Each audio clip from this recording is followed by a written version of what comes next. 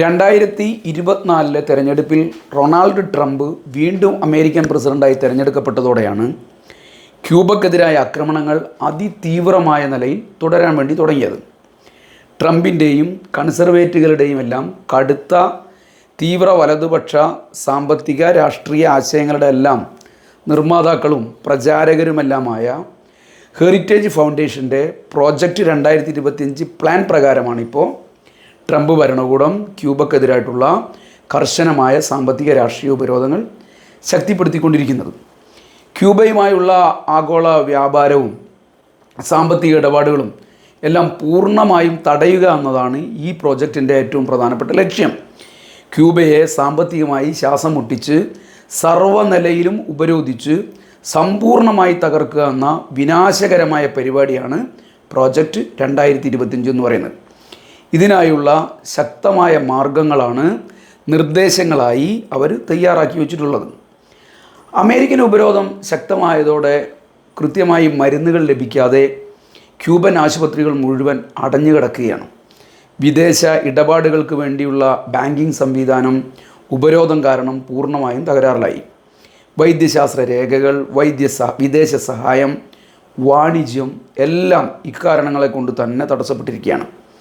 ക്യൂബയുടെ ആരോഗ്യ സംരക്ഷണ സംവിധാനങ്ങളും വിദ്യാഭ്യാസ മേഖലയും സാധാരണ ജനങ്ങളുടെ ജീവിതവും എല്ലാം ഇതോടെ അപകടത്തിലാവുന്ന അവസ്ഥയിൽ എത്തിയിരിക്കുകയാണ്. പെട്രോളിയം ഉൽപ്പന്നങ്ങൾ ഉൾപ്പെടെ ഇന്ധനങ്ങളുടെ ഉപരോധം ക്യൂബയെ ആകെ ഇരുട്ടിലാക്കുകയാണ്. വാക്സിൻ, ആൻറ്റിബോഡികൾ, അന്താരാഷ്ട്ര മെഡിക്കൽ ബ്രിഗേഡുകൾ, ക്യൂബയുടെ ബയോടെക് മേഖലയിലെ അതിൻ്റെ കണ്ടുപിടുത്തങ്ങൾ, അതിൻ്റെ കയറ്റി അയക്കൽ എല്ലാം ഈ ഉപരോധം കൊണ്ട് പ്രതിസന്ധിയിലായ അവസ്ഥയാണ്. ഔഷധങ്ങളും അതുപോലെ തന്നെ മെഡിക്കൽ ഉപകരണങ്ങളും ഇത്തരം സംവിധാനങ്ങളൊന്നും നേരത്തെ ഉപരോധത്തിൻ്റെ പട്ടികയിൽ ഉണ്ടായിരുന്നില്ല. എന്നാൽ ഇപ്പോൾ ഇതിനു നേരെ ഭീകരമായ ഉപരോധമാണ് അമേരിക്ക ഏർപ്പെടുത്തിയിരിക്കുന്നത്.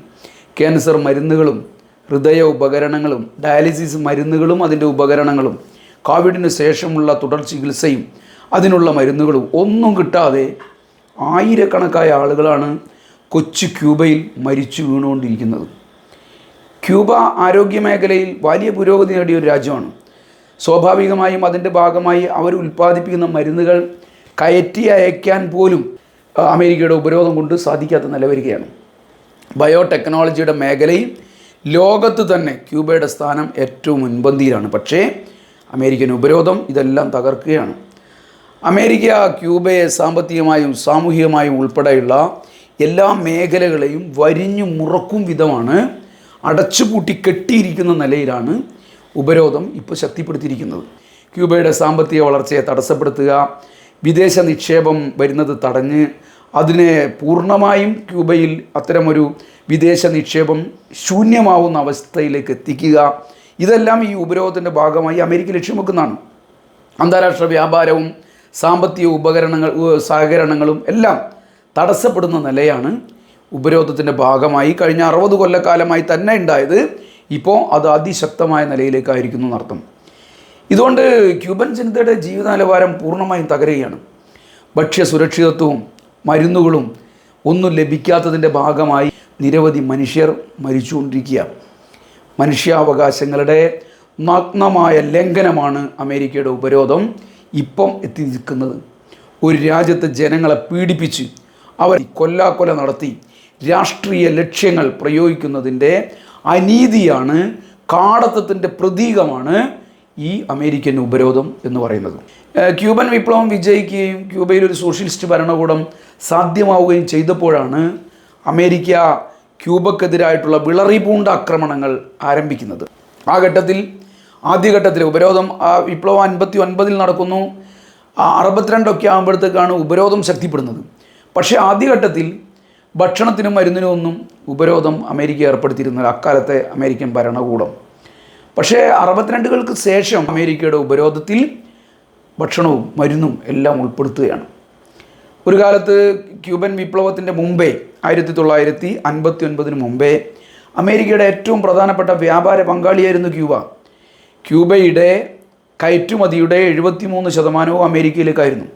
ശർക്കര കയറ്റുമതി തടഞ്ഞുകൊണ്ടാണ് 1960കൾ മുതൽ അമേരിക്ക ക്യൂബയെ ശ്വാസം മുട്ടിക്കാൻ വേണ്ടി തുടങ്ങിയത്. ക്യൂബയുടെ സാമ്പത്തിക മേഖലയിലെ ഏറ്റവും പ്രധാനപ്പെട്ട ഉൽപ്പന്നമായിരുന്നു ശർക്കര എന്ന് പറയുന്നത്. ശർക്കരയാണ് ക്യൂബയുടെ ഏറ്റവും പ്രധാനപ്പെട്ട കയറ്റുമതി ഉൽപ്പന്നം എന്ന് പറയുന്നത്. ക്യൂബയുടെ സമ്പദ് വ്യവസ്ഥയുടെ ഹൃദയ താളമായിരുന്നു ശർക്കര വ്യവസായം എന്ന് വേണമെങ്കിൽ പറയാം. ഭൂരിഭാഗം വിദേശ നാണ്യ വരുമാനവും കരിമ്പ് കൃഷിയിൽ നിന്നായിരുന്നു, ശർക്കര കയറ്റുമതിയിൽ നിന്നായിരുന്നു ക്യൂബക്ക് ലഭിച്ചുകൊണ്ടിരുന്നത്. എന്നാൽ ഇതിനു മുകളിൽ അമേരിക്ക ഉപരോധം ഏർപ്പെടുത്തിയതോടുകൂടി ക്യൂബ വലിയ പ്രതിസന്ധിയിലേക്ക് പോയി. ഈ ഉപരോധം തുടർന്നാൽ ക്യൂബയെ കീഴ്പ്പെടുത്താമെന്നായിരുന്നു അമേരിക്കയുടെ ഏറ്റവും പ്രധാനപ്പെട്ട കാഴ്ചപ്പാടും അവരുടെ ലക്ഷ്യവും അവർ കരുതിയതും. പക്ഷേ ക്യൂബൻ ഗവൺമെൻറ് തോറ്റുകൊടുത്തില്ല, ക്യൂബൻ ജനത തോറ്റുകൊടുത്തില്ല.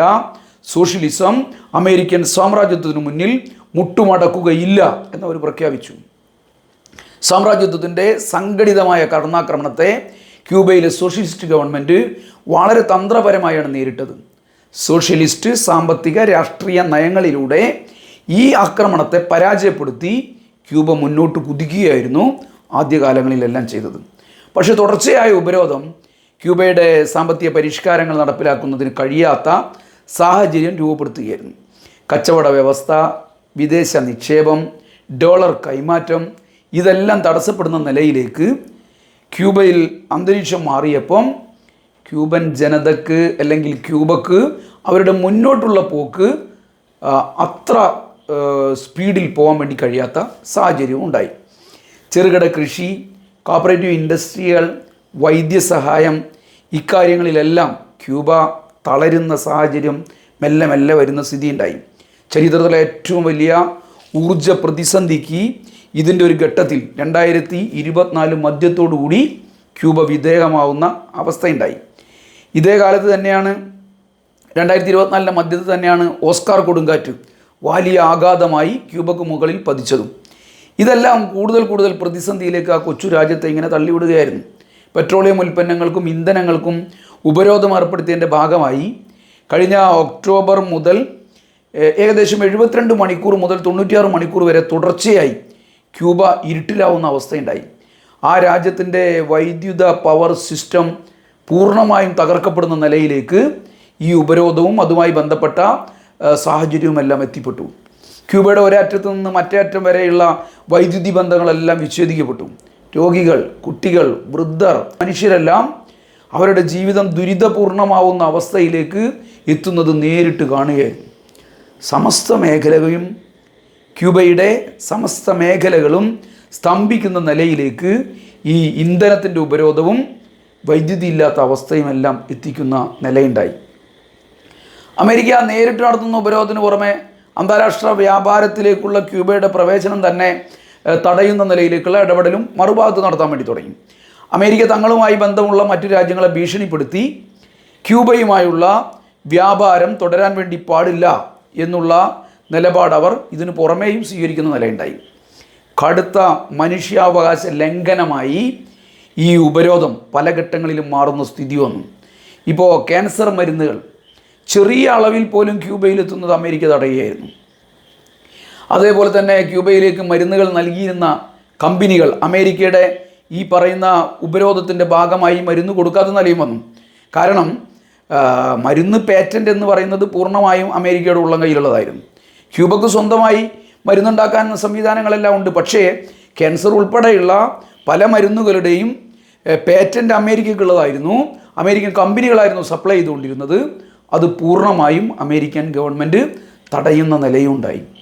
ബയോടെക്നോളജിയിലും ക്യൂബൻ ഗവേഷണങ്ങളുടെ മേഖലക്കകത്തുമെല്ലാം ഇത് തടസ്സപ്പെടുത്തുന്നതിന് വേണ്ടിയിട്ടുള്ള ഇടപെടലുകൾ അമേരിക്ക നടത്തി.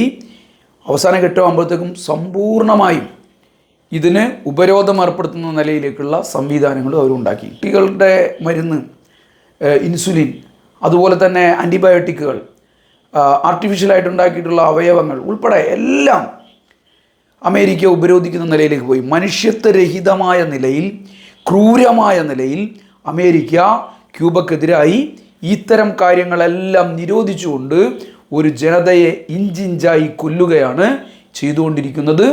ലക്ഷക്കണക്കായ ക്യൂബൻ ജനത ഈ ഉപരോധത്തിൻ്റെ ഭാഗമായി നരകയാതന അനുഭവിക്കേണ്ടി വരികയാണ്. ആ നരകയാതന അനുഭവിക്കേണ്ടി വരുന്ന, മരണത്തെ ഇങ്ങനെ മുന്നിൽ കണ്ട് കഴിയേണ്ടി വരുന്ന 1,10,00,000 വരുന്ന മനുഷ്യന്മാരോടുള്ള ഐക്യദാർഢ്യമാണ് ലോകത്താകെ ഇന്ന് നടന്നുകൊണ്ടിരിക്കുന്നത്.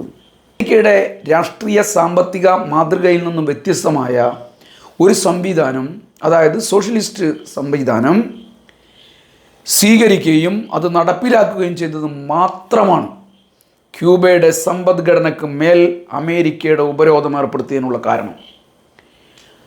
അമേരിക്കയുടെ മുതലാളിത്ത സാമൂഹിക വ്യവസ്ഥയെ വെല്ലുവിളിച്ചുകൊണ്ട് സോഷ്യലിസ്റ്റ് മാതൃക നടപ്പിലാക്കുമെന്ന് ഫിദൽ കാസ്ട്രോയുടെ വിപ്ലവകരണോടും പ്രഖ്യാപിക്കുകയാണ്. അതുകൊണ്ട് തന്നെ ക്യൂബൻ ജനതയെ മുഴുവൻ ശിക്ഷിച്ചുകൊണ്ട് അമേരിക്ക ഈ സാമൂഹ്യ വ്യവസ്ഥക്കെതിരായി മനുഷ്യനെ ചൂഷണം ചെയ്യാത്ത ഒരു സുന്ദരമായ കാലം സ്വപ്നം കണ്ട വിപ്ലവകാരികളുടെ ആ സ്വപ്നത്തിൻ്റെ പേരിൽ അതിക്രൂരമായി ക്യൂബൻ ജനതയോട് അമേരിക്ക പ്രതികാരം തീർത്തുകൊണ്ടിരിക്കുകയാണ്. ഒരു വർഷം ഏറ്റവും ചുരുങ്ങിയത് $5 ബില്യൺ നഷ്ടമാണ്, നാശമാണ് ഈ ഉപരോധം കൊണ്ട് ആ ചെറിയ ദ്വീപ് രാഷ്ട്രത്തിന് സാമ്പത്തികമായി തന്നെ ഉണ്ടാകുന്നത്. ടൂറിസം, ഇൻഫ്രാസ്ട്രക്ചർ ഉൾപ്പെടെയുള്ള മേഖലകളിലെ നിക്ഷേപങ്ങൾ എല്ലാം കുത്തനെ കുറയുകയാണ്. അമേരിക്കയുടെ തിട്ടൂരങ്ങൾ ഭയന്ന് മറ്റു രാജ്യങ്ങൾ ക്യൂബയുമായി സാധാരണ നിലയിലുള്ള വ്യാപാര ബന്ധങ്ങൾ പോലും തുടരാൻ തയ്യാറാത്ത അവസ്ഥ ഇതോടൊപ്പം തന്നെ നിൽക്കുകയാണ്. അമേരിക്കയിൽ മാറി മാറി അധികാരത്തിൽ വരുന്ന റിപ്പബ്ലിക്കന്മാരും ഡെമോക്രാറ്റുകളും എല്ലാം ക്യൂബൻ ജനതയെ ദ്രോഹിക്കുന്നതിനും സോഷ്യലിസ്റ്റ് വിപ്ലവത്തെ തകർക്കുന്നതിനും സദാസമയവും ജാഗ്രതയോടുകൂടിയുള്ള ഇത്തരം ആക്രമണങ്ങൾ നടത്തിക്കൊണ്ടേയിരിക്കുകയായിരുന്നു. ട്രംപ് അധികാരത്തിലെത്തിയോടെ ക്യൂബയും ലാറ്റിൻ അമേരിക്കൻ രാജ്യങ്ങളും ഉൾപ്പെടെ ലോകത്തെ ജനാധിപത്യ സമൂഹം തന്നെ വലിയ വെല്ലുവിളിയാണ് നേരിട്ടുകൊണ്ടിരിക്കുന്നത്. ഒരു കൊച്ചു രാഷ്ട്രത്തെ, ആ രാഷ്ട്രത്തിലെ 1 കോടിയിലധികം മാത്രം വരുന്ന ജനങ്ങളെ 60 വർഷമായി പീഡിപ്പിച്ച് കൊല്ലാക്കൊല നടത്തിക്കൊണ്ടിരിക്കുന്നത് ഇപ്പറഞ്ഞൊരു സാഹചര്യത്തിൻ്റെയും ലക്ഷ്യത്തിൻ്റെയും പശ്ചാത്തലത്തിലാണ്. ഒരു ജനതയെ, ഒരു നാടിനെ ഇല്ലാതെയാക്കിക്കൊണ്ടാണ് ജനാധിപത്യത്തെക്കുറിച്ചും സ്വാതന്ത്ര്യത്തെക്കുറിച്ചും അമേരിക്ക മനുഷ്യാവകാശത്തെക്കുറിച്ചും എല്ലാം അമേരിക്ക ലോകം മുഴുവൻ പറഞ്ഞുകൊണ്ടിരിക്കുന്നത്. അതുകൊണ്ട് അമേരിക്കയുടെ ഈ കാപട്യം തുറന്നു കാണിക്കുക എന്നുള്ളത് കൂടി ക്യൂബക്ക് അനുകൂലമായിട്ടുള്ള, ക്യൂബക്ക് വേണ്ടിയുള്ള ഐക്യദാർഢ്യ ക്യാമ്പയിൻ്റെ ഭാഗമാണ്. അന്താരാഷ്ട്ര സമൂഹത്തിൻ്റെ മനസ്സോ ഐക്യരാഷ്ട്രസഭയുടെ തീരുമാനങ്ങളോ ഒന്നും മാനിക്കാൻ തയ്യാറാവാത്ത നിലയിലാണ് സയനിസ്റ്റ് ഭീകരതയാണ് ട്രംപ് ഇന്ന് നടപ്പിലാക്കിക്കൊണ്ടിരിക്കുന്നത്. അമേരിക്ക എന്ത് നിലപാട് സ്വീകരിച്ചാലും അന്താരാഷ്ട്ര സമൂഹം ക്യൂബയുടെ പക്ഷത്താണെന്ന് ഉറച്ചു പറഞ്ഞുകൊണ്ടിരിക്കുക. ലോകത്താകെ അമേരിക്കയുടെ ഈ കടന്നാക്രമണത്തിനെതിരായി ജനകീയ പ്രതിരോധം ക്യൂബൻ സോളിഡാരിറ്റിയിലൂടെ ലോകത്തുയർന്നു വരികയാണ്. ക്യൂബയെ കമ്മ്യൂണിസ്റ്റ് ഭീഷണിയായി അമേരിക്ക പ്രഖ്യാപിക്കുകയും ഒറ്റപ്പെടുത്തുകയും ചെയ്യാനുമെല്ലാം തുടങ്ങിയത് വിപ്ലവം നടന്ന കാലം തൊട്ട് തന്നെയാണ്. അതായത് 1959 മുതൽ തന്നെ ഇത്തരം ശ്രമങ്ങൾ തുടങ്ങിയിരുന്നു. അമേരിക്കയുടെ മൂക്കിന് താഴെ ഒരു സോഷ്യലിസ്റ്റ് രാഷ്ട്രം ഉണ്ടാവുക എന്നത് അമേരിക്കയ്ക്ക് സങ്കല്പിക്കാൻ വേണ്ടി പോലും പറ്റാത്ത കാര്യമായിരുന്നു. കാരണം ലാറ്റിൻ അമേരിക്ക മുഴുവൻ അമേരിക്കയുടെ കാൽക്കീഴിലായിരുന്നു. അവരുടെ സമ്പൂർണ്ണമായ ചൂഷണത്തിന് വിധേയമായിക്കൊണ്ടിരുന്ന നാടായിരുന്നു. അവിടെയാണ് ഒരു സോഷ്യലിസ്റ്റ് സംവിധാനം ഉയർന്നു വരുന്നത്.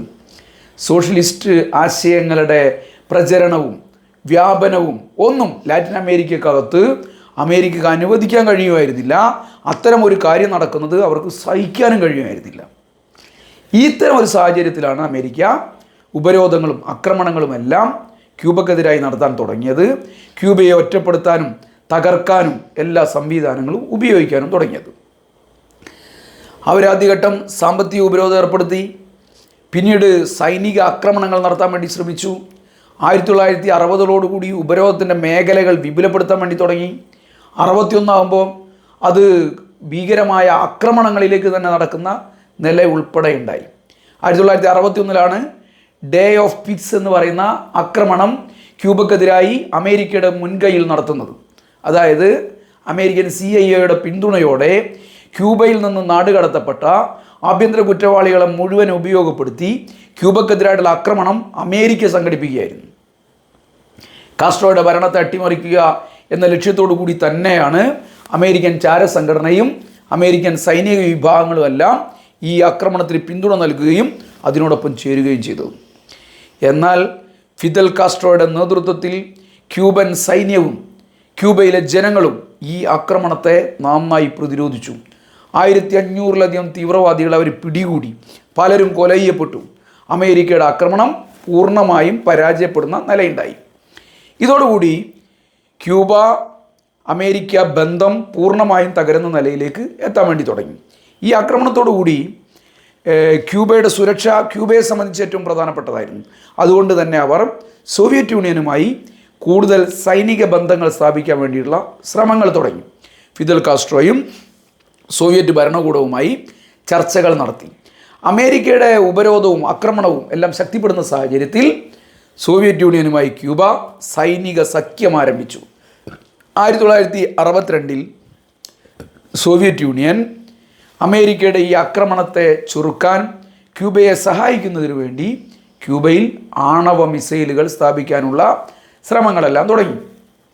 ഈ മിസൈലുകൾ അമേരിക്കയുടെ ഒരു വലിയ പ്രദേശം ഒരു 5-10 മിനിറ്റിനുള്ളിൽ പൂർണ്ണമായും തകർക്കാൻ കഴിയുന്ന ശക്തിയുള്ളവയായിരുന്നു. ഇത് മനസ്സിലാക്കിയ അമേരിക്ക ക്യൂബക്കെതിരായി അപ്രഖ്യാപിതമായ യുദ്ധം അക്കാലത്ത് തുടങ്ങുകയാണ്. അവർ നാവിക ഉപരോധം ഏർപ്പെടുത്തി. ആദ്യം ക്യൂബയിൽ നിന്ന് കപ്പലുകൾ പോകുന്നതും വരുന്നതും എല്ലാം അവർ തടസ്സപ്പെടുത്തി. ക്യൂബയിലേക്കുള്ള സോവിയറ്റ് കപ്പലുകൾ തടയാനും അത് തിരിച്ചയക്കാനുമുള്ള സൈനിക നടപടികളും ഇതോടൊപ്പം തന്നെ ആരംഭിച്ചു. വലിയ സംഘർഷത്തിലേക്ക് ഈ മേഖല പോകുന്നു എന്നുള്ള അന്തരീക്ഷം ഉണ്ടായി. 1962 ഒക്ടോബർ 16 മുതൽ 28 വരെ 13 ദിവസം ലോകത്തെ ഒരു ആണവ യുദ്ധത്തിൻ്റെ വക്കിലെത്തി നിൽക്കുന്ന അന്തരീക്ഷത്തിലേക്ക് ഈ സംഘർഷം എത്തിക്കേണ്ടായി. അമേരിക്കൻ വ്യോമസേനയും നാവികസേനയും എല്ലാം ക്യൂബക്കെതിരായിട്ടുള്ള ആക്രമണം പ്രഖ്യാപിച്ചപ്പോൾ തന്നെ സോവിയറ്റ് കപ്പലുകൾ ക്യൂബയിലേക്ക് നീങ്ങാനും തുടങ്ങി. ഇതോടുകൂടി വലിയ ഉദ്വേഗത്തിലേക്ക് ലോകം മുഴുവൻ മാറുകയാണ്. വലിയ സംഘർഷത്തിലേക്ക് ആ മേഖല മാറുകയാണ്.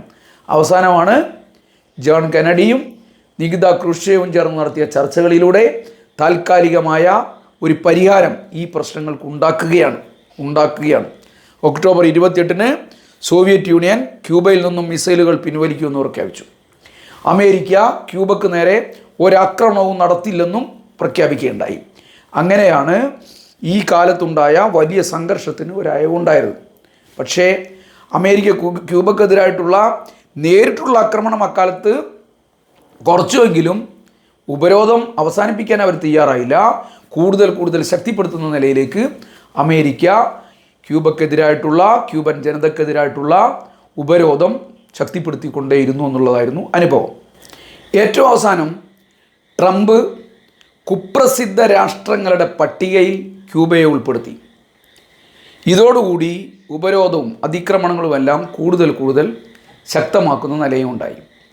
60 വർഷമായി തുടരുന്ന അമേരിക്കൻ ഉപരോധത്തെ, ക്രൂരമായി ആക്രമണത്തെ ധീരമായി ക്യൂബൻ ജനത ചെറുത്തു നിന്നപ്പോൾ 1,10,00,000 മാത്രം വരുന്ന മനുഷ്യർ ഈ പറയുന്ന 60 വർഷത്തിലെ അതിക്രൂരമായ ഉപരോധത്തെ ചെറുത്തുകൊണ്ടേ നിന്നപ്പോൾ അമേരിക്ക അവരുടെ ഉപരോധം കൂടുതൽ ശക്തിപ്പെടുത്തുന്ന നിലയുണ്ടായി.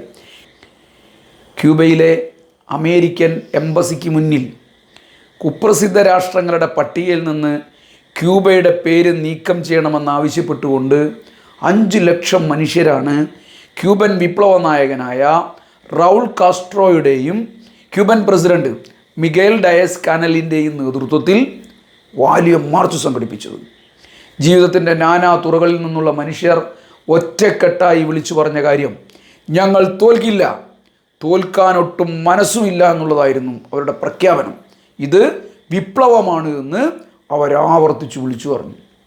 ഉപരോധം കൊണ്ട് മാത്രം ക്യൂബയെ അവസാനിപ്പിക്കാനാവില്ല എന്ന് മനസ്സിലാക്കുന്ന അമേരിക്ക മറ്റൊരു നിലപാട് സ്വീകരിക്കുകയാണ്. 1990-കളിൽ അഫ്ഗാനിസ്ഥാനിലെ ഇടതുപക്ഷ സർക്കാരായ നജീബുള്ള സർക്കാരിനെ തകർക്കാൻ ലോകത്തിൻ്റെ വിവിധ ഭാഗങ്ങളിൽ നിന്ന് ഇസ്ലാമിക തീവ്രവാദ സംഘങ്ങളെ കൊണ്ടുവന്ന് ആയുധങ്ങൾ നൽകി പരിശീലനം നടത്തിപ്പിച്ച് ആ രാഷ്ട്രത്തെ തകർത്തതുപോലെ ക്യൂബയെയും തകർക്കാൻ ഫ്ലോറിഡയിൽ സായുധ സംഘങ്ങൾക്ക് അമേരിക്ക പരിശീലനം നൽകിക്കൊണ്ടിരിക്കുകയാണ്. ക്യൂബക്ക് മേൽ ഭീകരാക്രമണം നടത്തുക എന്ന ലക്ഷ്യത്തോടെയാണ് അമേരിക്ക ഇത്തരം ക്രിമിനൽ സംഘങ്ങളെ പരിശീലിപ്പിച്ചുകൊണ്ടേയിരിക്കുന്നത്. ഏതു നിമിഷവും ക്യൂബയിൽ അട്ടിമറി നടത്താൻ വേണ്ടി പറ്റാവുന്ന നിലയിൽ ആയുധങ്ങളും മറ്റു സന്നാഹങ്ങളുമെല്ലാം ഇപ്പറയുന്ന ഭീകര സംഘങ്ങൾക്ക് അമേരിക്ക ഒരുക്കി കൊടുത്തുകൊണ്ടേയിരിക്കുകയാണ്. 1959 ഫിദൽ കാസ്ട്രോയുടെയും ചെഗുവേരയുടെയും നേതൃത്വത്തിൽ ക്യൂബൻ വിപ്ലവം വിജയിച്ച കാലം മുതൽ അമേരിക്ക തുടരുന്ന ക്യൂബൻ ഭരണത്തെ അട്ടിമറിക്കാൻ വേണ്ടി നടത്തുന്ന ശ്രമങ്ങൾ ഏറ്റവും ഉയരത്തിലെത്തി വർത്തമാനകാലത്ത് എന്നർത്ഥം. അമേരിക്കൻ കോർപ്പറേറ്റുകളുടെയും അമേരിക്കൻ ഭരണകൂടത്തിൻ്റെയും എല്ലാം പരിപാടികൾ നടപ്പിലാക്കിക്കൊണ്ടിരുന്ന ഒരു ഭരണകൂടത്തെ ഇല്ലാതെയാക്കിയിട്ടാണ് ഫിദൽ കാസ്ട്രോയുടെ നേതൃത്വത്തിലുള്ള സർക്കാർ അവിടെ അധികാരത്തിൽ വരുന്നത്. അതായത് 1959 മുമ്പേ അമേരിക്കൻ കോർപ്പറേറ്റുകളുടെ കയ്യിലെ ഒരു പാവ ഭരണകൂടമായിരുന്നു ബാത്തിസ്തയുടെ ഭരണകൂടം എന്ന് പറയുന്നത്. അധികാരത്തിൽ വന്ന സോഷ്യലിസ്റ്റ് ഭരണകൂടം ക്യൂബയിലെ അമേരിക്കൻ സ്വാധീനമുള്ള സ്വകാര്യ സ്ഥാപനങ്ങൾ ദേശവൽക്കരിക്കാൻ വേണ്ടി തീരുമാനിച്ചു. അതായിരുന്നു അമേരിക്കയെ ഭീകരമായി ഞെട്ടിച്ച കാര്യം. അമേരിക്കൻ നിക്ഷേപങ്ങളും അവർ ഇതേപോലെ ദേശീയവൽക്കരിക്കാൻ വേണ്ടി തീരുമാനിച്ചു. അമേരിക്കയുടെ കൊടിയ ചൂഷണത്തിൽ നിന്നും ക്യൂബൻ ജനതയെ വിപ്ലവ ഭരണകൂടം മോചിപ്പിക്കുമെന്ന് പ്രഖ്യാപിച്ചു. മോചിപ്പിക്കുന്നതിന് വേണ്ടിയിട്ടുള്ള നടപടികൾ അതിശക്തമായി എടുക്കുകയും ചെയ്തു.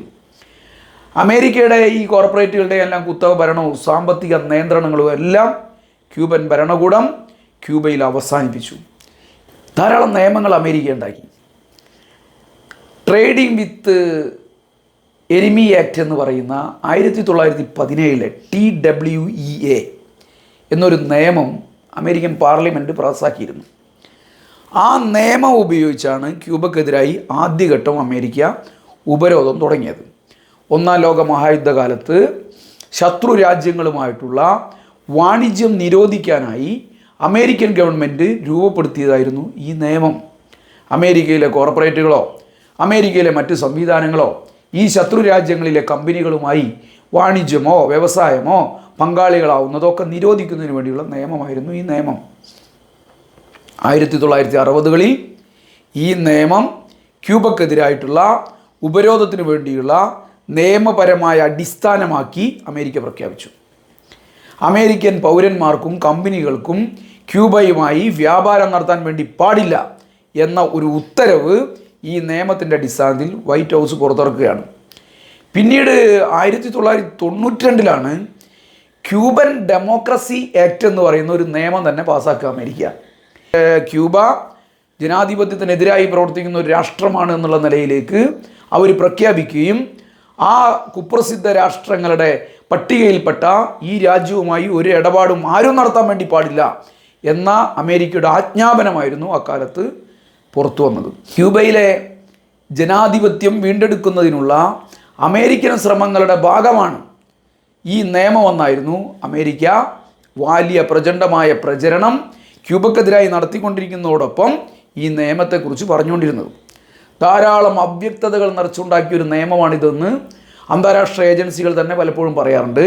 അതുകൊണ്ട് തന്നെ കടുത്ത നിയന്ത്രണങ്ങൾ ക്യൂബക്കെതിരായി ലോകത്തെ മറ്റു രാജ്യങ്ങളെ കൊണ്ടുകൂടി നടത്തിക്കാൻ ഈ നിയമം അവർക്ക് സഹായകരമായി. 1996 അമേരിക്കൻ പാർലമെൻറ്റ് മറ്റൊരു നിയമം പാസ്സാക്കി. ഹെൽമസ് ബുർട്ടൺ ആക്ട് എന്നായിരുന്നു അതിൻ്റെ പേര്. ക്യൂബയുടെ ദേശീയവൽക്കരിച്ച ആസ്തികളിൽ പങ്കാളികളായ എല്ലാ വിദേശ കമ്പനികൾക്കെതിരായും നടപടി സ്വീകരിക്കാൻ അമേരിക്കൻ ഗവൺമെൻറ്റിന് അധികാരം നൽകുന്ന കാടൻ നിയമമാണ് ഈ പറയുന്ന നിയമം. ഇത് അമേരിക്കയിലെ കമ്പനികൾക്ക് മാത്രമല്ല, ഞാൻ ഈ പറഞ്ഞ പോലെ തേർഡ് പാർട്ടി കമ്പനികൾക്ക് പോലും ഈ നിയമം അവർ ബാധകമാക്കുന്ന നിലയുണ്ടായി എന്നർത്ഥം. ക്യൂബയുമായി ബന്ധമുള്ളവരെ മുഴുവൻ സാങ്കേതികമായി ശിക്ഷിക്കുന്ന നിലയിലേക്ക് ഈ നിയമങ്ങൾ അമേരിക്ക ഉപയോഗിക്കാൻ വേണ്ടി തുടങ്ങി എന്നർത്ഥം. ഈ നിലയിൽ ഒരു രാഷ്ട്രത്തെ എങ്ങനെയെല്ലാം തകർക്കാൻ വേണ്ടി പറ്റുമോ അതിനെല്ലാമുള്ള മാർഗങ്ങൾ എല്ലാ നിലയിലും ശക്തമായി പ്രയോഗിക്കുകയാണ് അമേരിക്കൻ ഭരണകൂടം ചെയ്തുകൊണ്ടിരിക്കുന്നത്. അങ്ങനെയുള്ള ഒരു രാജ്യത്തെ മാത്രമല്ല, ഒരു ലോകത്തിൻ്റെ അവസ്ഥയെ തന്നെ അപകടപ്പെടുത്തുന്ന നിലയിലേക്ക് അമേരിക്ക പോയപ്പോൾ കുറേ കമ്പനികളെല്ലാം ഇതിൻ്റെ ഒരു പശ്ചാത്തലത്തിൽ ക്യൂബയെ കൈവിടുന്ന നിലയും ഉണ്ടായി. ഇത് ആ രാജ്യത്തിൻ്റെ സാധാരണ നില കൂടുതൽ അപകടപ്പെടുത്തുന്ന നിലയിലേക്ക് പോയി എന്നുള്ളതാണ് വർത്തമാനകാലത്തെ അനുഭവങ്ങളെല്ലാം കാണിക്കുന്നത്. 60 വർഷക്കാലത്തെ അമേരിക്കൻ ഉപരോധത്തിനിടയിൽ ഒരു ചെറിയ ആശ്വാസമുണ്ടായത് 2014 മുതൽ 2016 വരെ രണ്ടാം ഒബാമ സർക്കാർ അമേരിക്കയിൽ അധികാരത്തിലുണ്ടായിരുന്ന കാലത്തായിരുന്നു. ക്യൂബൻ ഭരണാധികാരികളുമായി കൂടിക്കാഴ്ചക്ക് ഒബാമ തയ്യാറായി. അമേരിക്കയിൽ നിന്നും ക്യൂബയിൽ നിന്നും അങ്ങോട്ടും ഇങ്ങോട്ടുമുള്ള യാത്രകൾക്കുള്ള വിലക്കുകളെല്ലാം ഒബാമ നീക്കം ചെയ്തു.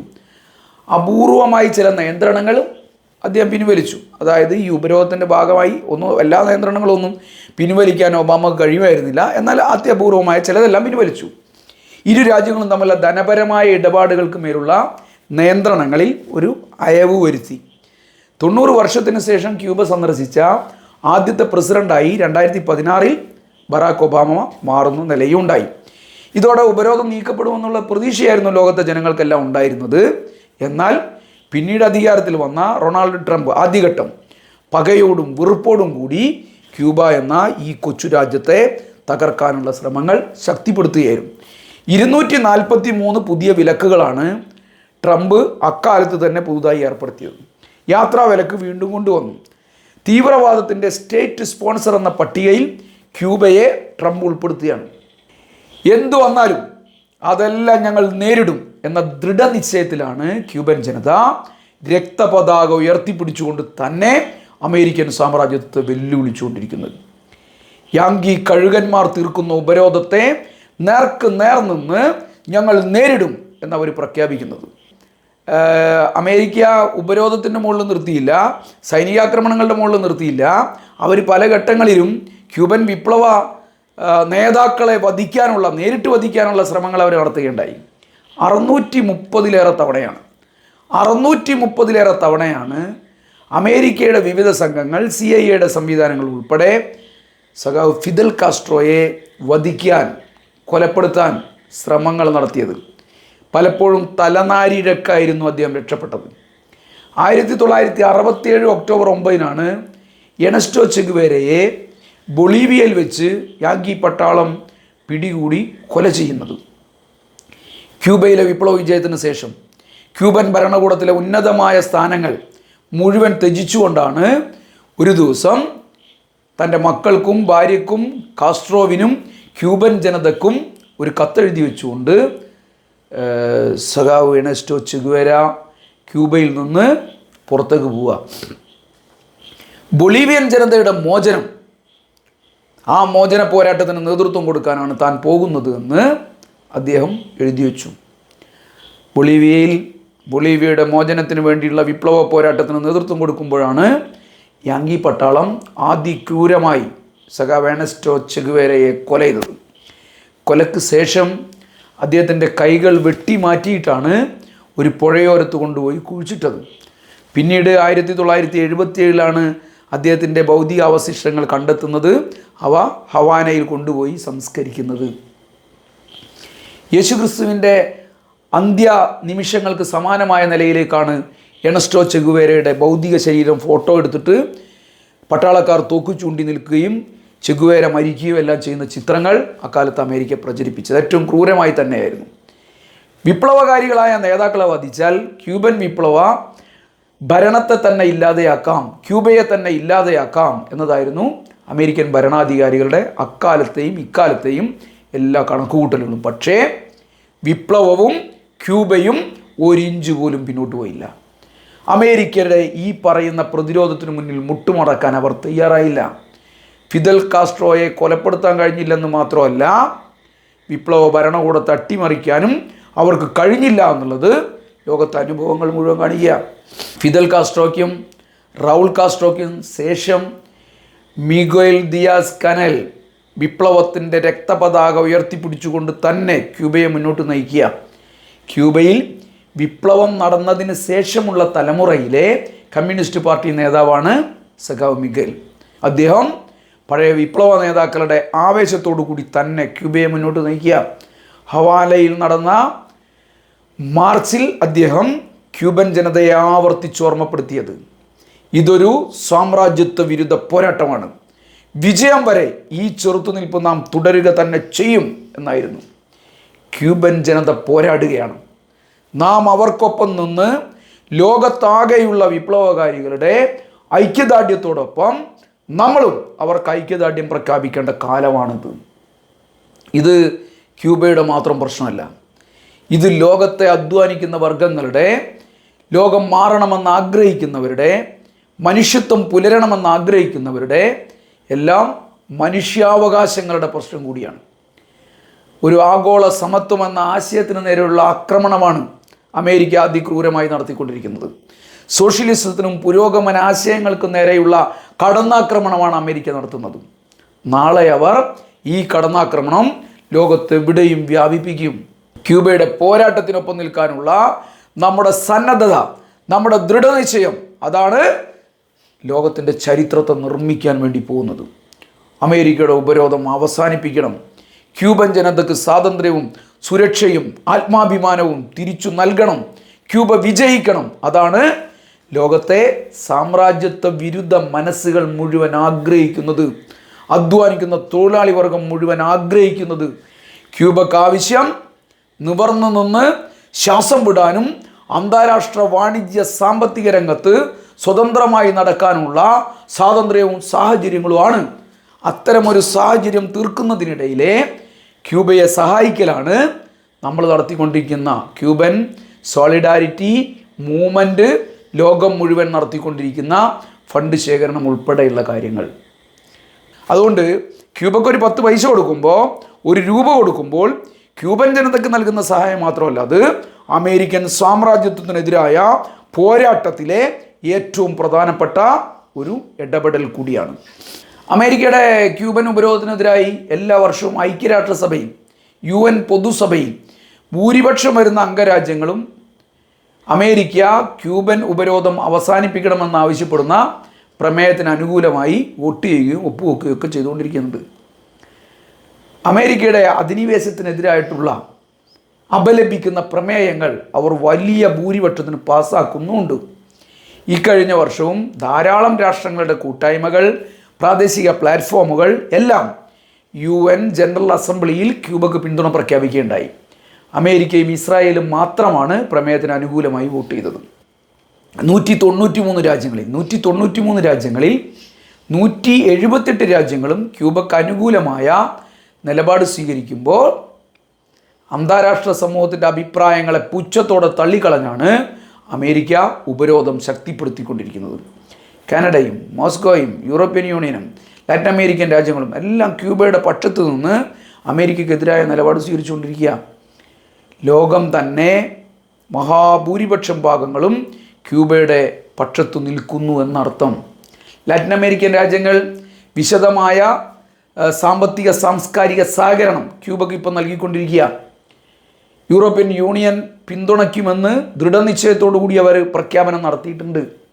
ആഫ്രിക്കൻ യൂണിയൻ വാണിജ്യ വിനോദസഞ്ചാര മേഖലകളിൽ ക്യൂബയെ പിന്തുണച്ചുകൊണ്ടിരിക്കുന്ന നടപടികളുമായി മുന്നോട്ട് പോവുകയാണ്. ചൈനയും റഷ്യയും ക്യൂബയുമായി സാമ്പത്തിക രാഷ്ട്രീയ സഹകരണങ്ങൾ തുടരുമെന്ന് പ്രഖ്യാപിച്ചിട്ടുണ്ട്. ഈ നിലയിലേക്കുള്ള അന്താരാഷ്ട്ര പിന്തുണ ക്യൂബൻ ജനതയുടെ പ്രതിരോധ ശക്തി, പോരാട്ടത്തിനുള്ള വീര്യം വർദ്ധിപ്പിക്കുക തന്നെ ചെയ്യുമെന്നാണ് ക്യൂബയെ സ്നേഹിക്കുന്ന മനുഷ്യർ മുഴുവൻ, ലോകത്താകെയുള്ള മനുഷ്യർ മുഴുവൻ കരുതുന്നത്. രാഷ്ട്രങ്ങൾക്ക് പുറമെ ഞാൻ ഈ പറഞ്ഞ പോലെ ലോകം മുഴുവനുമുള്ള സാമ്രാജ്യത്വ വിരുദ്ധ മനസ്സുകളും ക്യൂബയോടൊപ്പം ചേരുകയാണ്. ഒരു കാലത്ത് ലോകത്ത് അനീതികൾക്കെതിരായി ഏറ്റവും ഉച്ചത്തിലുള്ള ശബ്ദമായി മാറിയിരുന്നത് നമ്മുടെ ഇന്ത്യയുടെ ശബ്ദമായിരുന്നു. അമേരിക്കയുടെ സാമ്രാജ്യത്വ നിലപാടുകൾക്കെതിരായി, അമേരിക്ക ലോകത്താകെ നടത്തിക്കൊണ്ടിരിക്കുന്ന കടന്നാക്രമണങ്ങൾക്കെതിരായി, അമേരിക്കയുടെ അധിനിവേശങ്ങൾക്കെതിരായി ഏറ്റവും ഉച്ചത്തിൽ ഇന്ത്യ എല്ലാ അന്താരാഷ്ട്ര വേദികളിലും പ്രതിഷേധിച്ചിരുന്നു, പ്രതിരോധിച്ചിരുന്നു. എന്നാൽ ഇന്ന് അമേരിക്കയുടെ മുന്നിൽ, ട്രംപിൻ്റെ മുന്നിൽ മുട്ടുവിറയ്ക്കുന്ന അവസ്ഥയിലേക്ക് ഇന്ത്യയിലെ ഭരണകൂടവും അതിന് നേതൃത്വം നൽകുന്ന നരേന്ദ്രമോദി എത്തിയിരിക്കുകയാണ്. ഏറ്റവും അവസാനം ഉണ്ടായ പെഹൽഗാം ആക്രമണവും അതിനെ തുടർന്നുള്ള ട്രംപിൻ്റെ ഇടപെടലും ആ ഇടപെടലിനെ തുടർന്നുണ്ടായ വെടിനിർത്തലും എല്ലാം പരിശോധിച്ചാൽ ഈ ഒരു അവസ്ഥ നമ്മുടെ രാജ്യത്തിൻ്റെ അഭിമാനം തന്നെ പണയം വെക്കുന്ന നിലയിലേക്ക് എത്തിയിരിക്കുന്നു എന്ന് നമുക്ക് കാണാം. ലോകത്ത് ആകെ തന്നെ അമേരിക്കയുടെ നിലപാടിനെതിരായി ഞാൻ ഈ പറഞ്ഞ നിലയിലേക്ക് പ്രതിഷേധങ്ങൾ ഉയർന്നുകൊണ്ടേയിരിക്കുകയാണ്. അതിപ്പോൾ ഏറ്റവും അവസാനം സ്റ്റേറ്റ് സ്പോൺസേഡ് ഓഫ് ടെററിസം പട്ടികയിൽ നിന്ന് ക്യൂബയെ നീക്കം ചെയ്യുക എന്നുള്ള നിലയിലേക്കുള്ള ഒരു അന്താരാഷ്ട്ര ക്യാമ്പയിനായി വിപുലപ്പെടുകയാണ്. ബ്രസീലിലെ പോപ്പുലർ യൂത്ത് അപ്രൈസിംഗ് എന്ന സംഘടനയാണ് ഈ വലിയ പ്രതിഷേധത്തിന് ഇപ്പോൾ ലാറ്റിൻ അമേരിക്കയിൽ നേതൃത്വം കൊടുത്തുകൊണ്ടിരിക്കുന്നത്. അത് ലോകത്താകെ വിപുലപ്പെടുകയാണ്. ലാറ്റിൻ അമേരിക്കയിലാകെ അമേരിക്ക നടത്തിക്കൊണ്ടിരിക്കുന്ന അധിനിവേശ നീക്കങ്ങൾക്കെതിരായി ക്യൂബയുടെ പ്രശ്നങ്ങൾ ഉയർത്തിപ്പിടിച്ചുകൊണ്ടുകൂടി ലോകവ്യാപകമായ ക്യാമ്പയിനാണ് അവർ നടത്തിക്കൊണ്ടിരിക്കുന്നത്. അമേരിക്കൻ സാമ്രാജ്യത്വത്തിൻ്റെ ക്രൂരതകൾക്കിരയാവേണ്ടി വന്ന വിയറ്റ്നാം, ലിബിയ, ഇറാഖ്, അഫ്ഗാനിസ്ഥാൻ അങ്ങനെ തുടങ്ങിയിട്ടുള്ള നിരവധി രാജ്യങ്ങളുടെ ദുരവസ്ഥ കൂടി അവർ ഈ ക്യാമ്പയിൻ്റെ ഭാഗമായി, സാമ്രാജ്യത്വ വിരുദ്ധ പോരാട്ടങ്ങളുടെ ഭാഗമായി ലോകം മുഴുവൻ പ്രചരിപ്പിക്കുകയാണ്. തങ്ങളുടെ രാജ്യങ്ങളിലെ ജനങ്ങളുടെ താല്പര്യങ്ങളെ സേവിക്കാനും ഞങ്ങളുടെ ദേശീയ പദ്ധതികൾ കെട്ടിപ്പടുക്കാനും തടസ്സമായി നിൽക്കുന്ന അമേരിക്കൻ സാമ്രാജ്യത്വത്തിൻ്റെ കൊടും ക്രൂരതകൾക്കെതിരായി ലാറ്റിൻ അമേരിക്കൻ ജനത നടത്തിക്കൊണ്ടിരിക്കുന്ന പോരാട്ടങ്ങളെയാകെ ഏകോപിപ്പിക്കുക എന്നുള്ളതുകൂടി ഈ ക്യൂബൻ ഐക്യദാർഢ്യത്തിൻ്റെ ഭാഗമായിട്ടുള്ള ക്യാമ്പയിൻ്റെ ഭാഗമായി മാറുക. ട്രംപിൻ്റെ തീവ്ര വലതുപക്ഷ കടന്നാക്രമണങ്ങൾക്കെതിരായി, നവഫാസിസ്റ്റ് നടപടികൾക്കെതിരായി ലെവൻ്റെയും അതുപോലെ തന്നെ മറ്റു നിരവധി ട്രേഡ് യൂണിയനുകളും ഇടതുപക്ഷ പ്രസ്ഥാനങ്ങളും കൂട്ടായ്മകളും എല്ലാം വലിയ മുന്നേറ്റങ്ങൾ ലോകത്ത് നടത്തുകയാണ്. ഈ ക്യാമ്പയിനുകളെല്ലാം മുന്നോട്ട് വെക്കുന്ന എല്ലാ ക്യാമ്പയിനിലും ആവർത്തിച്ച് ഉച്ചത്തിൽ കേട്ടുകൊണ്ടിരിക്കുന്ന മുദ്രാവാക്യം ക്യൂബയെ ജീവിക്കാൻ അനുവദിക്കുക എന്നുള്ളതാണ്. സ്പോൺസേഴ്സ് ഓഫ് ടെററിസം പട്ടികയിൽ നിന്ന് ക്യൂബയുടെ പേര് നീക്കം ചെയ്യണമെന്ന് അവർ രണ്ടാമതായി അതിശക്തമായ നിലയിലേക്ക് ആവശ്യപ്പെട്ടുകൊണ്ടിരിക്കുകയാണ്. ക്യൂബക്കെതിരായ അമേരിക്കൻ ഉപരോധവും കടന്നാക്രമണങ്ങളുമെല്ലാം ലോകത്തിലെ ഏറ്റവും ദൈർഘ്യമേറിയ അനീതിയുടെ കാടത്തത്തിൻ്റെ സാമ്രാജ്യത്വ പ്രയോഗമാണ്. രണ്ടാം ലോക മഹായുദ്ധം മുതൽ ആരംഭിച്ചതാണ് ഈ പറഞ്ഞ ആക്രമണങ്ങളെല്ലാം. രണ്ടാം ലോക മഹായുദ്ധത്തിൻ്റെ പ്രത്യേകത 1945 രണ്ടാം ലോക യുദ്ധം അവസാനിക്കുമ്പോഴേക്കും ലോകം ശരിക്കും രണ്ടായി പിളർന്നിരുന്നു. ഒരു വശത്ത് മുതലാളിത്തത്തിൻ്റെ സാമ്രാജ്യത്വത്തിൻ്റെ നേതാവായ അമേരിക്കയും മറുവശത്ത് ജനാധിപത്യത്തിൻ്റെയും മനുഷ്യസ്നേഹത്തിൻ്റെയും എല്ലാം പ്രതീകമായി സോവിയറ്റ് യൂണിയനും. ഈ ഒരു കാലത്താണ് 1959 ഈ ഒരു അടുത്ത കാലത്ത് തന്നെ ഫിദൽ കാസ്ട്രോയുടെ നേതൃത്വത്തിൽ ക്യൂബൻ വിപ്ലവം വിജയിക്കുന്നു. അമേരിക്കയുടെ പിന്തുണയോടുകൂടി അഴിമതിയുടെ ചെളിക്കുണ്ടിൽ താഴ്ന്നുപോയ ഏകാധിപതിയായ ബാത്തിസ്റ്റയുടെ സർക്കാരിനെ അട്ടിമറിച്ച് കാസ്ട്രോ ക്യൂബയിൽ വിപ്ലവം നടത്തി തൊഴിലാളി വർഗ ഭരണകൂടം സ്ഥാപിച്ചു.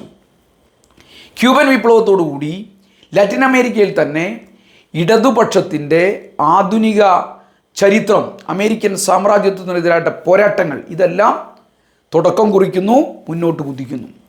നവ കൊളോണിയലിസത്തിൻ്റെ, അമേരിക്കൻ സാമ്രാജ്യത്വത്തിൻ്റെ കടന്നാക്രമണങ്ങൾക്കെതിരെ ലാറ്റിൻ അമേരിക്കയാകെ ക്യൂബൻ വിപ്ലവം അതിപ്രധാനമായ ഒരാവേശമാക്കി എടുത്തുകൊണ്ട് വലിയ പോരാട്ടങ്ങളും വെല്ലുവിളികളും ഉയർത്തി.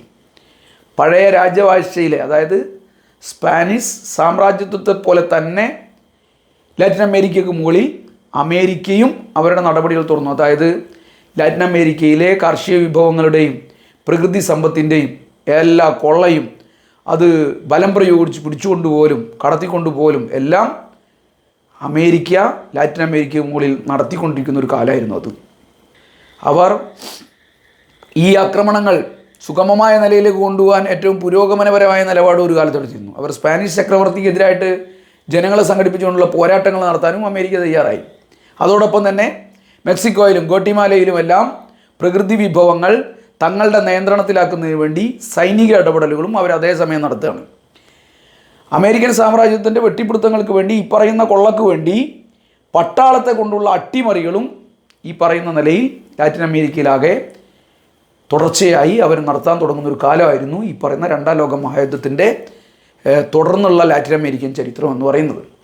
1917 സോവിയറ്റ് വിപ്ലവത്തിൻ്റെ ആവേശത്തിൽ കോളനി വിരുദ്ധ പോരാട്ടങ്ങളും ദേശീയതയും സോഷ്യലിസം എന്ന ആശയവും എല്ലാം കൂടി ലാറ്റിൻ അമേരിക്കയിൽ, സവിശേഷമായി ക്യൂബയിൽ ഒന്നിച്ചുയർന്നു വരുന്ന സാഹചര്യം ഉണ്ടായി.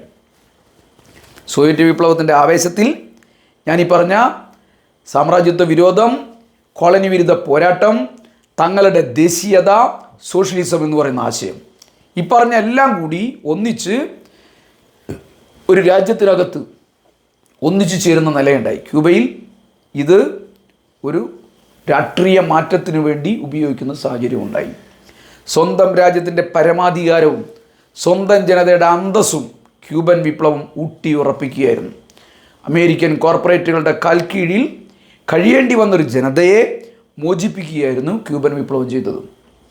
വിപ്ലവത്തെ തുടർന്ന് ധാരാളം സാമ്രാജ്യത്വ വിരുദ്ധ ഇടതുപക്ഷ മുന്നേറ്റങ്ങൾ ലാറ്റിൻ അമേരിക്കയിലാകെ വലിയ നിലയിലേക്ക് ഉയർന്നു വന്നു. 70കളുടെ അവസാനത്തോടെ ഗ്രാനഡയിൽ ഉൾപ്പെടെ പുതിയ വിപ്ലവങ്ങൾ അവിടെ പൊട്ടിപ്പുറപ്പെടുന്ന നിലയുണ്ടായി. സാമ്രാജ്യത്വ വിരുദ്ധ പോരാട്ടങ്ങൾക്ക് ലാറ്റിൻ അമേരിക്കയിൽ കുറേ കൂടി തീവ്രത വരുന്ന സാഹചര്യം ഇത്തരം രാജ്യങ്ങളിലെ പോരാട്ടങ്ങളിലൂടെയും ഭരണമാറ്റങ്ങളിലൂടെയും വിപ്ലവങ്ങളിലൂടെയും എല്ലാം ഉണ്ടായി. അതിനെ തകർക്കാൻ അന്ന് അമേരിക്ക ചെയ്തത് മയക്കുമരുന്ന് ഭീകരതയുമായി ചേർന്നുകൊണ്ട് ഈ രാഷ്ട്രങ്ങളെ തകർക്കാൻ വേണ്ടിയിട്ടുള്ള പദ്ധതികളായിരുന്നു. എന്തും അമേരിക്ക ചെയ്യും എന്നുള്ളതിൻ്റെ അനുഭവമാണ് ലാറ്റിൻ അമേരിക്ക എന്ന് പറയുന്നത്. 1999 വെനിസ്വലയിലെ തെരഞ്ഞെടുപ്പിൽ ഫ്യൂഗോ ഷാവസ് ജയിക്കുന്നതോടെയാണ് ലാറ്റിൻ അമേരിക്കയിൽ ഒരു ഇളം ചുവപ്പ് തരംഗം, പിങ്ക് ട്രെൻഡ് എന്ന് പറയുന്ന മുന്നേറ്റം ശക്തിപ്പെടാൻ വേണ്ടി തുടങ്ങിയത്. അതിനു മുമ്പേ ഞാൻ നേരത്തെ പറഞ്ഞ സൈനിക അട്ടിമറികളുടെയും ഭരണകൂട അട്ടിമറികളുടെയും എല്ലാം ഭീകരമായ ചിത്രമാണ് 1973 ചിലിയിലെ സാൽവദോർ അലൻഡയുടെ സർക്കാരിനെ അട്ടിമറിക്കാൻ അമേരിക്ക നടത്തിയത്. പിനാച്ചെ എന്ന് പറയുന്ന ഒരു സൈനിക ഉദ്യോഗസ്ഥൻ്റെ നേതൃത്വത്തിൽ അതിഭീകരമായ ആക്രമണമായിരുന്നു ചിലിയിൽ അമേരിക്കൻ യാങ്കി പടയും അവിടുത്തെ സൈന്യവും എല്ലാം കൂടി ചേർന്ന് നടത്തിയത്. അവിടുത്തെ പ്രസിഡൻ്റായിരുന്ന ചിലിയുടെ പ്രസിഡൻ്റായിരുന്ന സാൽവദോർ അലൻഡയെ ഭീകരമായി കൊലപ്പെടുത്തി.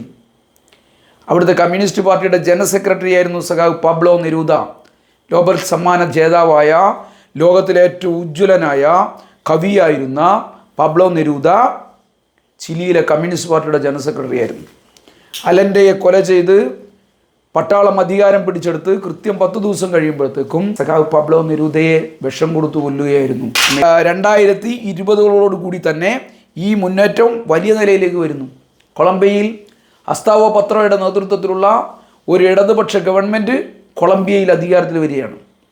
ഇതേ സമയം തന്നെ മെക്സിക്കോയിൽ ആംബ്ലെ എന്ന് വിളിക്കുന്ന ഉജ്ജ്വലനായ നേതാവിൻ്റെ നേതൃത്വത്തിൽ ആവേശകരമായ ഒരു മുന്നേറ്റം അവിടുത്തെ ജനത ഉയർത്തിപ്പിടിക്കുന്നു. മെക്സിക്കോയിൽ ഭരണമാറ്റം ഉണ്ടാകുന്നു. ഇതെല്ലാം അമേരിക്കയുടെ മൂക്കിന് താഴെയാണ് ഈ മാറ്റം ഇങ്ങനെ നടന്നുകൊണ്ടിരിക്കുന്നത്. അമേരിക്കൻ സാമ്രാജ്യത്വത്തിൻ്റെ മേധാവിത്വം അംഗീകരിക്കാത്ത ഇടതുപക്ഷ പുരോഗമന നിലപാടുകൾ സ്വീകരിക്കുന്ന 8 സർക്കാരുകൾ ലാറ്റിൻ അമേരിക്കയിൽ ഇപ്പോൾ നിലനിൽക്കുക. കൊളംബിയയിലെ ഗുസ്താവോ പത്രോയുടെ നേതൃത്വത്തിലുള്ള സർക്കാർ, ചിലിയിലെ ഗിബ്രിയൽ ബോറിക്കിൻ്റെ സർക്കാർ, അതായത് 1973 അമേരിക്ക ചിലിയിലെ കമ്മ്യൂണിസ്റ്റ് ഭരണകൂടത്തെ അട്ടിമറിച്ച് അവിടെ നവ ഉദാരവൽക്കരണ നയങ്ങൾ തുടങ്ങിയപ്പോൾ കൃത്യം അതിൻ്റെ 50 വർഷം കഴിയുമ്പോൾ ചിലിയിൽ ഗിബ്രിയൽ ബോറിക് എന്ന് പറയുന്ന 35 വയസ്സുള്ള ചെറുപ്പക്കാരൻ്റെ നേതൃത്വത്തിൽ കമ്മ്യൂണിസ്റ്റ് പാർട്ടിക്ക് കൂടി പങ്കാളിത്തമുള്ള ഒരു ഗവൺമെൻറ് അധികാരത്തിൽ വരികയാണ്. ആ ഗവൺമെൻറ് അധികാരത്തിൽ വന്നു എന്നുള്ളത് മാത്രമല്ല, ആ ഗവൺമെൻറ്റിനകത്ത് സൈന്യത്തിൻ്റെ ചുമതലയുള്ള പ്രതിരോധ മന്ത്രിയായി അധികാരം ഏറ്റെടുക്കുന്നത് സാൽവദോർ അലൻഡയുടെ ചെറുമകൾ മായ ഫെർണാണ്ടസ് അലൻഡെ ആയിരുന്നു എന്നുള്ളത് ലോകത്തെ വിപ്ലവകാരികൾക്ക് ആവേശമുണ്ടാക്കിയ അനുഭവമായിരുന്നു.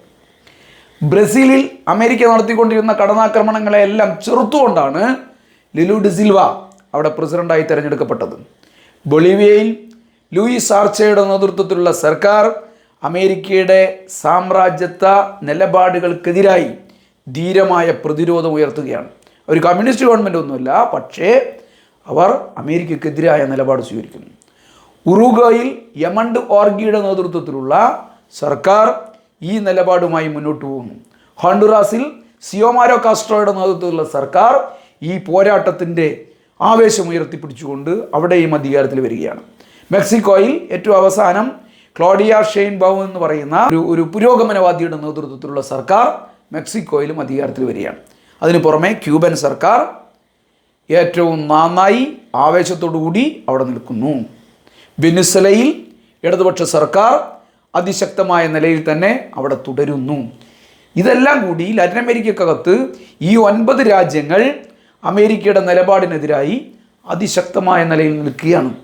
ഈ ഒരു പിങ്ക് ട്രെൻഡ് ലാറ്റിൻ അമേരിക്കയിലെ സാമ്രാജ്യത്വ വിരുദ്ധ പോരാട്ടങ്ങൾക്ക് ശക്തി പകരുന്നു. ക്യൂബക്കെതിരായിട്ടുള്ള ഉപരോധത്തിനെതിരായിട്ടുള്ള ജനകീയ മുന്നേറ്റം ശക്തിപ്പെടുത്തിക്കൊണ്ടിരിക്കുന്നു. ലോകത്തൊരു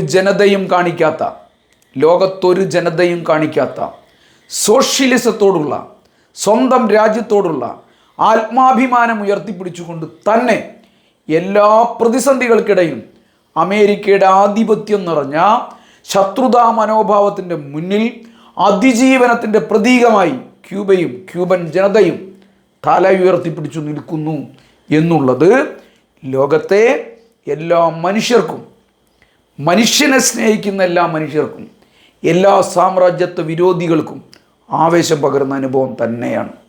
ക്യൂബൻ ജനത പറയുന്നത്, നമുക്ക് ഭക്ഷണമില്ലെങ്കിലും നമുക്ക് ആത്മാഭിമാനമുണ്ട്, നമുക്ക് ഭക്ഷണമില്ലെങ്കിലും നമുക്ക് ആത്മാഭിമാനമുണ്ട്. ആ ആത്മാഭിമാനം അമേരിക്കയ്ക്ക് മുന്നിൽ അടിയറ വയ്ക്കില്ല. ഒരു രാജ്യത്തിൻ്റെയും ജനതയുടെയും ആത്മാഭിമാനത്തിൻ്റെ പ്രശ്നമാണ് ക്യൂബ ഉയർത്തിപ്പിടിക്കുന്നത്. അവരുടെ സ്വയം നിർണയാവകാശം എന്നത് അവരുടെ അവകാശമാണെന്നുള്ള പ്രശ്നമാണ് അവർ ഉയർത്തിപ്പിടിക്കുന്നത്. അവരുടെ സ്വയം നിർണയാവകാശത്തെയാണ് അമേരിക്ക തടവിലിട്ടുകൊണ്ടിരിക്കുന്നത്. അതുകൊണ്ട് തന്നെയാണ് ക്യൂബയെ ഒറ്റപ്പെടുത്തുന്ന അമേരിക്കയുടെ നീക്കത്തിനെതിരായി അന്താരാഷ്ട്ര മനുഷ്യാവകാശങ്ങൾ ഉയർത്തിപ്പിടിച്ചുകൊണ്ട് ക്യൂബൻ ജനത ഒറ്റപ്പെട്ടിട്ടില്ല. ലോകത്തിലെ നീതിപക്ഷമനുസരിക്കുന്ന എല്ലാ മനുഷ്യരും ക്യൂബയുടെ കൂടെയാണ് ക്യൂബയുടെ ഉപരോധം അവസാനിപ്പിക്കണമെന്ന് ആവശ്യപ്പെട്ടുകൊണ്ടിരിക്കുന്നത്. ലോകത്തെ ആത്മാഭിമാനമുള്ള മനുഷ്യർ മുഴുവൻ ക്യൂബയെ സല്യൂട്ട് ചെയ്യുകയാണ്. അവരുടെ സാമ്രാജ്യത്വത്തെ ഈ നിലയിൽ പ്രതിരോധിക്കുന്ന അവരുടെ കരുത്തിന് ലോകത്തെ വിപ്ലവകാരികൾ അവരെ സല്യൂട്ട് ചെയ്യുകയാണ്. ലോകത്തെ ജനങ്ങളുടെയും സാമ്രാജ്യത്വ വിരുദ്ധ രാഷ്ട്രങ്ങളുടെയും കരുത്തിനു മുകളിൽ ക്യൂബയുടെ ജനാധിപത്യവും മനുഷ്യാവകാശവും ശാന്തിയും സ്വയം നിർണയാവകാശവും എല്ലാം ഉറപ്പിക്കാൻ കഴിയുന്ന നിലയിലേക്ക് പോരാട്ടങ്ങൾ ശക്തിപ്പെടുത്താൻ തൊഴിലാളി വർഗത്തിന് നേതൃത്വം കൊടുക്കാനും പിന്തുണ കൊടുക്കാനും കഴിയേണ്ടതുണ്ട് എന്ന് തന്നെയാണ് നമ്മൾ പറഞ്ഞുകൊണ്ടിരിക്കുന്നത്. 60 വർഷക്കാലത്തെ അമേരിക്കൻ ഉപരോധത്തിനെതിരായി ക്യൂബയുടെ അവകാശത്തിനു വേണ്ടി ഇന്നു നാം കൂട്ടമായി ശബ്ദിക്കുകയാണ്. ക്യൂബൻ ജനതയുടെ അനുഭവം നാളെ നമുക്കും വന്നേക്കാം. ക്യൂബയുടെ വിയർപ്പും വിശപ്പും ചോരയുമെല്ലാം നമ്മുടെ സഹോദരൻ്റേതാണെന്ന് തിരിച്ചറിഞ്ഞ് ഈ ഐക്യദാർഢ്യത്തിൽ നാം പിന്തുണ ചേരുന്നു, നാം ഐക്യദാർഢ്യം പ്രഖ്യാപിക്കുന്നു. സ്വാതന്ത്ര്യവും ആത്മാഭിമാനവുമാണ് ക്യൂബൻ ജനതയ്ക്ക് വേണ്ടത്. ആ ജനത കീഴടങ്ങാതെ പ്രതിരോധിക്കുകയാണ്. ആ പ്രതിരോധത്തിനെ, അവരുടെ അഭിമാനകരമായ പോരാട്ടത്തെ നാം പിന്തുണച്ചേ പറ്റൂ. ഫിദൽ കാസ്ട്രോയുടെ വാക്കുകൾ ഇപ്പോഴും ക്യൂബൻ ജനതയുടെ കാതുകളിൽ മുഴങ്ങുകയാണ്. പാട്രിയ ഒമീർത്തെ വെൻസർമോസ് എന്നായിരുന്നു അദ്ദേഹത്തിൻ്റെ എല്ലാ പ്രസംഗങ്ങളിലൂടെയും ഏറ്റവും പ്രധാനപ്പെട്ട ആഹ്വാനം. മാതൃഭൂമി അല്ലെങ്കിൽ മരണം, നമുക്ക് വിജയിക്കാം എന്നതാണ് അതിൻ്റെ അർത്ഥം. എണസ്റ്റോ ചെഗുവേരയുടെ വാക്കുകൾ, ലോകത്തെ വിപ്ലവകാരികൾ ഹൃദയത്തിൽ ഏറ്റുവാങ്ങിയ വാക്കുകൾ നമുക്ക് ഉച്ചത്തിൽ ആർത്തു വിളിക്കാം. ഹസ്താലെ വിക്ടോറിയ സിയംബ്രെ, വിജയം വരെയും ഞങ്ങൾ പോരാടും എന്നുള്ളത് തന്നെയായിരുന്നു എണസ്റ്റോ ചെഗുവേരയുടെ വാക്കുകൾ. ലോകത്തിലെ സാമ്രാജ്യത്വ വിരുദ്ധ പോരാട്ടങ്ങൾ ക്യൂബയ്ക്ക് വേണ്ടി മാത്രമല്ല, Palestine, Vietnam, Iran, Russia, Iraq അങ്ങനെ തുടങ്ങിയിട്ടുള്ള അമേരിക്കയുടെ ഉപരോധങ്ങളുടെ ഇരയായിട്ടുള്ള, എന്നാൽ അതിനെ അതിജീവിച്ചുകൊണ്ട് തന്നെ മുന്നോട്ട് പോകുന്ന ഈ രാജ്യങ്ങൾക്കും രാജ്യത്തെ ജനങ്ങൾക്കും വേണ്ടി തന്നെയാണ്. അമേരിക്കയെ മുട്ടുകുത്തിച്ച, അവരെ വറപ്പിച്ച വിയറ്റ്നാമിലെ ജനങ്ങൾ 70 വർഷക്കാലമായി അമേരിക്കയുടെ ആക്രമണങ്ങളെല്ലാം അതിജീവിച്ച് അമേരിക്കൻ സാമ്രാജ്യത്വത്തിനെതിരായി ഉജ്ജ്വലമായ പോരാട്ടം ഇപ്പോഴും നടത്തുക, പ്രതിരോധം തീർക്കുകയാണ്. ഒരു രാജ്യം മാത്രമല്ല, ലോകമെമ്പാടുമുള്ള ജനങ്ങൾ ഒന്നിച്ചു നിൽക്കുമ്പോൾ സാമ്രാജ്യത്വം തകരുക തന്നെ ചെയ്യും. ഞങ്ങൾ ആവർത്തിക്കുന്നു, ഇന്നത്തെ പോരാട്ടം ക്യൂബയ്ക്ക് വേണ്ടി മാത്രമല്ല, ക്യൂബയുടേത് മാത്രമല്ല, ഇത് ഈ പറഞ്ഞ എല്ലാ രാഷ്ട്രങ്ങളുടെയും, ലോകത്തെ സ്വതന്ത്രരായ എല്ലാ മനുഷ്യരുടേതുമാണ്. നമുക്കുറപ്പിക്കാം, ചരിത്രം നമ്മോടൊപ്പമാണ്. സാമ്രാജ്യത്വം തകർന്നേ പറ്റൂ. വിജയം നമ്മുടേത് മാത്രമാണ്, നമ്മുടേത് മാത്രമാണ്.